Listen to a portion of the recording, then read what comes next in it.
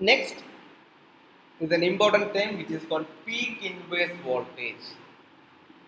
So peak inverse voltage is the maximum reverse voltage that a diode can withstand without destroying its junction. In the case of a half-wave rectifier, suppose during the positive half cycle diode conducts, so you will get a current at the output.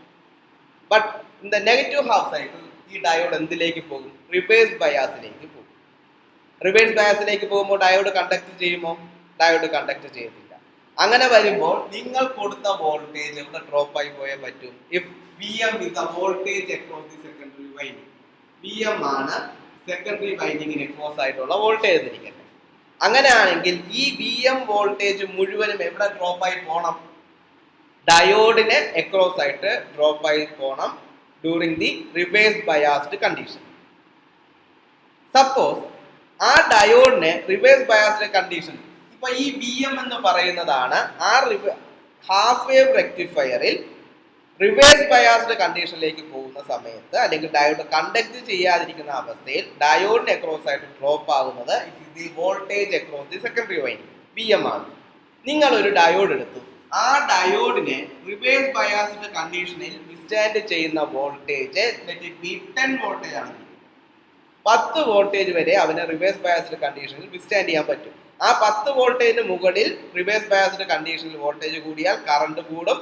അവിടെ heat generate ചെയ്ത് diode എന്തിലേക്ക് പോകും? Break down mechanism അവിടെ വരുമെന്നിരിക്കട്ടെ. നിങ്ങൾ ഇവിടെ apply ചെയ്ത transformer 12 voltage ആണ്. ഒരു 12 വോൾട്ടേജ് സെക്കൻഡറി ഔട്ട്പുട്ട് വരുന്ന ട്രാൻസ്ഫോർമർ ആണ് നിങ്ങൾ ഉപയോഗിച്ചിരിക്കുന്നത്.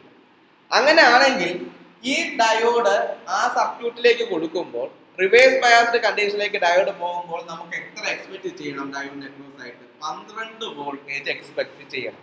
കാരണം സെക്കൻഡറിയിൽ എത്രയാണോ ഉള്ളത് ആ voltage, if it is Vm വരണം. Vmന് പകരം ഇപ്പൊ നമ്മൾ എന്ത് യൂസ് ചെയ്തു? 12 വോൾട്ടേജ് ആണ് യൂസ് ചെയ്തത്. അതുകൊണ്ട് തന്നെ 12 വോൾട്ടേജ് അവിടെ എന്ത് വരണം? ഡയോഡിന് അക്രോസ് ആയിട്ട് വരണം. പക്ഷേ ഈ ഡയോഡിന്റെ പീക്ക് ഇൻവേഴ്സ് വോൾട്ടേജ് എത്രയേ ഉള്ളൂ? 10 വോൾട്ടേജേ ഉള്ളൂ. ഈ ഡയോഡ് നമുക്ക് ഇവിടെ ഉപയോഗിക്കാൻ പറ്റുമോ? പറ്റത്തില്ല. കാരണം വെച്ചോടൻ തന്നെ ഡയോഡ് എന്ത് ചെയ്യുന്നു? അടിച്ചു. കാരണം 12 വോൾട്ടേജ് അവിടെ വരും. അതുകൊണ്ട് തന്നെ നമ്മൾ എന്ത് ചെയ്യേണ്ടി വരും? ഈ സമയങ്ങളിൽ എത്രയാണോ നിങ്ങൾ എക്സ്പെക്ട് ചെയ്യുന്നത്, സെക്കൻഡറി വൈൻഡിന്റെ വോൾട്ടേജ് എത്രയാണോ വരുന്നത്, അതിൽ നിന്നും കൂടുതൽ പീക്ക് ഇൻവേഴ്സ് വോൾട്ടേജ് ഉള്ള ഒരു ഡയോഡ് മാത്രമേ അവിടെ ഉപയോഗിക്കാവൂ. അതായത് ഇവിടെ നിങ്ങൾ ഉപയോഗിക്കണം എന്നുണ്ടെങ്കിൽ if it is a 12 voltage ആണ് ആ ട്രാൻസ്ഫോർമറിന്റെ ഔട്ട്പുട്ട് എങ്കിൽ നിങ്ങൾ ഉപയോഗിക്കേണ്ട diode it is more than 12 voltage peak inverse voltage ഉള്ള ഡയോഡ് മാത്രമേ അവിടെ ഉപയോഗിക്കാവൂ. So this is the importance of peak inverse voltage. So now I hope it is clear. Peak inverse voltage is the maximum reverse voltage that a diode can withstand without destroying its junction. അത് ഓരോ ഡയോഡിനും ഓരോ പ്രോപ്പർട്ടിക്ക് അനുസരിച്ചായിരിക്കും. ഇപ്പൊ നമ്മൾ ഇവിടെ നോക്കേണ്ടത് ഓരോ റെക്ടിഫയറിലും ഈ പീക്ക് ഇൻവേഴ്സ് വോൾട്ടേജ് എത്ര എക്സ്പെക്ട് ചെയ്യാം, അല്ലെങ്കിൽ ഉപയോഗിക്കുന്ന ഡയോഡിന്റെ പീക്ക് ഇൻവേഴ്സ് വോൾട്ടേജ് എത്ര ആയിരിക്കണം minimum.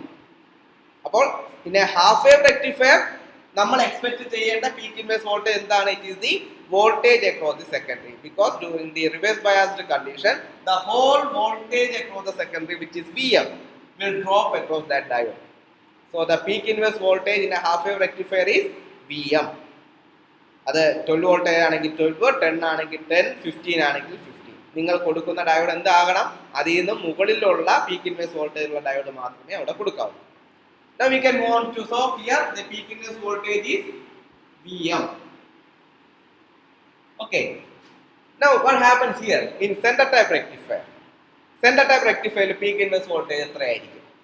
So during the positive half cycle, let D1 conducts, D2 doesn't. D2 എന്ത് ചെയ്യുന്നില്ല? അവിടെ കണ്ടക്ട് ചെയ്യുന്നില്ല. D1 മാത്രമേ കണ്ടക്ട് ചെയ്യുന്നുള്ളൂ. ഇവിടെ ഒരു സെന്റർ ടൈപ്പ് ട്രാൻസ്ഫോമർ ആണ് നിങ്ങൾ ഉപയോഗിച്ചിരിക്കുന്നത്.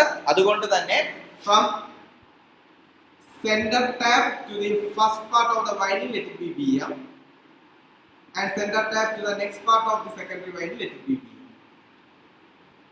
Okay, അതാണ് ഇവിടുത്തെ ഒരു പ്രത്യേകത. സെന്റർ ടാപ്പ് തൊട്ട് സെക്കൻഡറിയിലെ ഒരു പോയിന്റ് വരെ Vm ഉം സെന്റർ ടാപ്പ് തൊട്ട് സെക്കൻഡറിയിലെ മറ്റേ പോയിന്റ് വരെ Vm ഉം, which means the voltage across the whole secondary winding is 2 Vm. ഇത് വളരെ ഇമ്പോർട്ടന്റ്. ഇതാണ് സെന്റർ ടാപ്പിന്റെ പ്രത്യേകത.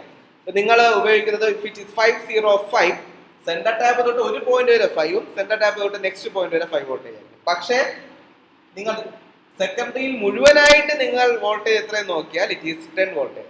എത്രയാണോ സെൻട്രൽ വൈൻഡിങ്ങിന് അക്രോസ് ആയിട്ടുള്ള വോൾട്ടേജ് അതിന് ട്വൈസ് ആയിരിക്കും ദ ഹോൾ സെക്കൻഡറിയിൽ വരുന്ന voltage. So if it is VM 2VM നിങ്ങൾ എക്സ്പെക്ട് ചെയ്യണം. അത് നിങ്ങൾ ട്രാൻസ്ഫോമർ വാങ്ങുമ്പോൾ തന്നെ നിങ്ങൾക്ക് അറിയാൻ പറ്റും ആ വോൾട്ടേജ് എങ്ങനെയാണ് എഴുതിയിരിക്കുന്നത്. ഇഫ് ഇറ്റ് ഈസ് 505 സെക്കൻഡറിയിൽ അക്രോസ് ആയിട്ട് നിങ്ങൾ എത്ര എക്സ്പെക്ട് ചെയ്യണം? 10 വോൾട്ടേജ് എക്സ്പെക്ട് ചെയ്യണം.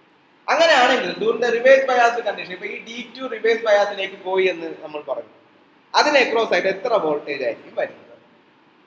Is it VM or is it 2VM? നമുക്കൊന്ന് വരച്ചു നോക്കാം. ആ ട്രാൻസ്ഫോമർ ഞാൻ വരയ്ക്കുന്നു. ഓക്കെ, അപ്പോൾ ഫസ്റ്റ് D1 കണ്ടക്ട് ചെയ്യുന്നതുകൊണ്ട് ഞാനൊരു വയർ കണക്ട് ചെയ്യുന്നുള്ളൂ. അവിടെ ഡയോഡിന്റെ ആവശ്യമില്ല, കാരണം അത് കണ്ടക്ട് ചെയ്ത് കഴിഞ്ഞു. അടുത്തത് ഇവിടെ നിന്ന് വന്ന ഡയോഡ് ഉണ്ട്. ആ ഡയോഡ് ഇവിടെ നമ്മൾ വരയ്ക്കണം. ആ ഡയോഡ് ഞാൻ ഇവിടെ വരച്ചു. ഓക്കെ, എന്നിട്ട് ഇവിടെ നിന്നും റെസിസ്റ്റൻസ് ഈ രീതിയിലാണ് വരുന്നത്. നിങ്ങൾ നോക്കേ, ഈ ഡയോഡ് റിവേഴ്സ് ബയാസിലേക്ക് പോകുമ്പോൾ ഇവൻ അക്രോസ് ആയിട്ടുള്ള വോൾട്ടേജ് എത്രയാണ്?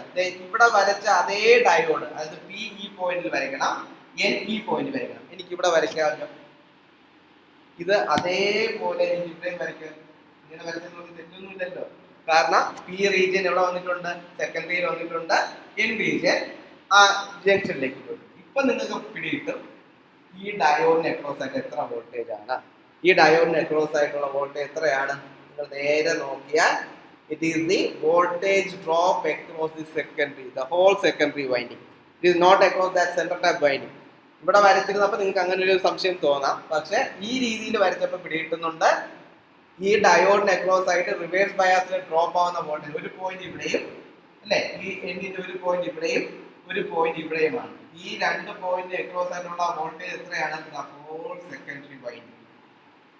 So in a center tap full wave rectifier, if VM is the voltage across the center tap to one of the secondary winding, the peak inverse voltage we need to expect across the reverse biased diode is 2VM. Very important. അപ്പോൾ നിങ്ങളൊരു centre type transformer എടുത്തു, അതിൻ്റെ transformer output voltage if it is 505, നിങ്ങൾ ആ ഒരു ഡയോഡിന് across ആയിട്ടുള്ള peak inverse എത്ര expect ചെയ്യണം? Unit expect 10 voltage. അല്ലാതെ 5 വോൾട്ട് വരുന്നതുകൊണ്ട് നമ്മൾ 10 വോൾട്ട് പീക്ക് ഇൻവേഴ്സ് വോൾട്ടേജ് ഉള്ള ഡയോഡ് അവിടെ കൊടുത്തിട്ട് കാര്യമില്ല. സെന്റർ ടൈപ്പിൽ അത് ട്വൈസ് ദി വോൾട്ടേജ് ആയിട്ടുള്ള പീക്ക് ഇൻവേഴ്സ് വോൾട്ടേജ് ഉള്ള ഡയോഡ് മാത്രമേ അവിടെ കൊടുക്കാൻ പാടുള്ളൂ. So here it is 2VM. So this is the peak inverse voltage of A centre trap full wave rectifier. Next, what happens here in A bridge rectifier? ഇവിടെ നമ്മൾ എഴുതണമെന്നുണ്ടെങ്കിൽ നമ്മൾ ഈ പടത്തിനെ ഒന്ന് മാറ്റി വരയ്ക്കണം. അപ്പൊ ഇവിടെ നമ്മൾ രണ്ട് diode, the positive half cycle, ഈ D1 will conduct and also D2 will conduct. D1 ഉം D2 ഉമാണ് അവിടെ കണ്ടക്ട് ചെയ്യുന്ന രണ്ട് ഡയോഡ്. ഒന്ന് പടം മാറ്റി വരച്ചാൽ നോക്കാം. ട്രാൻസ്ഫോമർ വരച്ചു, ഈ പോയിന്റ് പോയി. Okay, so here you need to expect this diode here because അതെന്ത് ചെയ്യുന്നില്ല, കണ്ടക്ട് ചെയ്യുന്നില്ല. ഞാൻ അതിനെ വരച്ചു. ഈ ഡയോഡ് അവിടെ നമുക്കൊരു വര മാത്രമായിട്ട് വരച്ചാൽ പോരെ. അപ്പം അവിടെ ഒരു വര മാത്രമായിട്ട് ഞാൻ വരച്ചു. അടുത്ത ഈ ഡയോഡോ, അതിന്റെ നെക്സ്റ്റ് എൻഡ് ആർമിലേക്കാണ് പോകുന്നത്. ഈ ഡയോഡ് അവിടെ നിങ്ങൾ എന്ത് ചെയ്തേ പറ്റൂ? എക്സ്പെക്ട് ചെയ്തേ പറ്റൂ.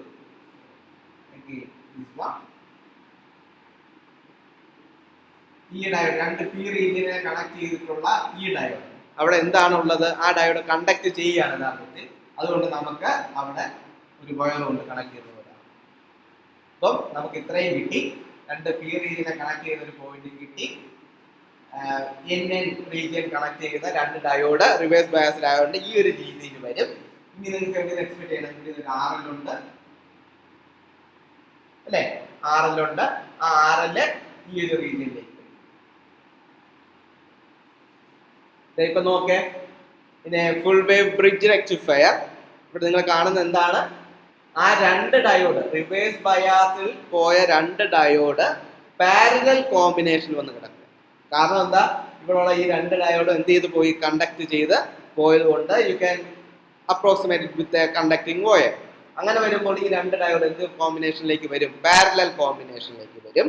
സോ ദാറ്റ് നിങ്ങൾ നോക്കിക്കേ, ഇൻ റിവേഴ്സ് ബയാസ്ഡ് മോഡ് എന്താ ഇവിടെ സംഭവിക്കുന്നത്, ഇതിന് അക്രോസ് ആയിട്ടുള്ള വോൾട്ടേജ് ഡ്രോപ്പ് എത്രയായിരിക്കും, it is nothing but the voltage across the secondary winding. Voltage എത്രയായിരിക്കും, Vm ആയിരിക്കും. അപ്പോൾ Vm ആയിരിക്കും, let Vm be the voltage across the secondary winding. അങ്ങനെയാണെങ്കിൽ during the reverse biased mode ഈ ഡയോഡിന് അക്രോസ് ആയിട്ടുള്ള voltage എത്രയായിരിക്കും, Vm. ഈ ഡയോഡിന് അക്രോസ് ആയിട്ടുള്ള വോൾട്ടേജ് എന്താണ്, Vm. സാധാരണഗതിയിൽ ഇവിടെ നമുക്ക് സംശയം തോന്നാം, രണ്ട് ഡയോഡ് റിവേഴ്സ് ബയാസിൽ പോകുന്നത് കൊണ്ട് Vmന്റെ പകുതിയല്ലേ ഓരോന്നിനും പോകുന്നത്. അല്ല, കാരണം രണ്ട് ഡയോഡ് ഏത് കോമ്പിനേഷനിലേക്ക് വരും, പാരലൽ കോമ്പിനേഷനിലേക്ക് വരും. അതുകൊണ്ട് തന്നെ the voltage across the secondary winding equal ആയിട്ട് രണ്ട് ഡയോഡിന് അക്രോസ് ആയിട്ടും ഡ്രോപ്പ് ചെയ്യും. So in a full wave bridge rectifier, the peak inverse voltage is Vm. So this is the one of the major differences between center tap full wave and full wave bridge rectifier in the peak inverse voltage. ഒന്ന് centre tap transformer വേണം, ഇവിടെ centre tap transformer വേണ്ട. ഇവിടുത്തെ peak inverse voltage എന്താണ്, half the peak inverse voltage of the secondary. കാരണം നിങ്ങളൊരു transformer എടുത്തു, let it be 5 voltage, output 5 - 5 ആണ് ഇവിടെ. അവിടെ ആണെങ്കിൽ നിങ്ങൾ എന്ത് എടുത്താൽ മതി, നിങ്ങൾ ഉപയോഗിക്കുന്ന ഡയോഡിന്റെ പീക്ക് ഇൻവേഴ്സ് വോൾട്ടേജ് 5 വോൾട്ടേജിന് മുകളിൽ പോയാൽ മതി, Vm ആയ 5ന്റെ മുകളിൽ പോയാൽ മതി. പക്ഷെ നേരെ മറിച്ച് if you are using 505 centre type ആണെങ്കിൽ നിങ്ങൾ ഉപയോഗിക്കുന്ന ഡയോഡ് എന്ത് ചെയ്യണം, 10 വോൾട്ടേജിന് മുകളിൽ പോകും. ഇതിന്റെ ട്വൈസ് വേണം നിങ്ങൾ ഇവിടെ എന്ത് ചെയ്യാൻ, എക്സ്പെക്ട് ചെയ്യാൻ. So this is one of the major difference between peak inverse voltage of a center tap full wave rectifier and a bridge rectifier. And this is all about the peak inverse voltage of rectifiers. So here it is Vm, here it is 2Vm, here it is Vm. ഇതിന്റെ ഒരു concept പിടിയിട്ടില്ലോ, 2Vm എന്താണ്, Vm എന്താണ്, Vm. അതായത് നിങ്ങളിപ്പം ഒരു centre tap ആണ് ഉപയോഗിക്കുന്നതെങ്കിൽ എത്രയാണോ അതിന്റെ സെക്കൻഡറി വൈൻഡിങ്ങും സെന്റർ ടാപ്പും തമ്മിലുള്ള വോൾട്ടേജ്, അതിന് ട്വൈസ് വാല്യൂ വരുന്ന പീക്ക് ഇൻവേഴ്സ് വോൾട്ടേജ് ഉള്ള ഡയോഡ് മാത്രമേ അവിടെ ഉപയോഗിക്കാവൂ. അതിന്റെ താഴെയുള്ള ഡയോഡാണ് ഉപയോഗിക്കുന്നതെങ്കിൽ എന്ത് സംഭവിക്കും, when the reverse voltage increases, current increases, temperature increases and junction may destroy. Okay, thank you.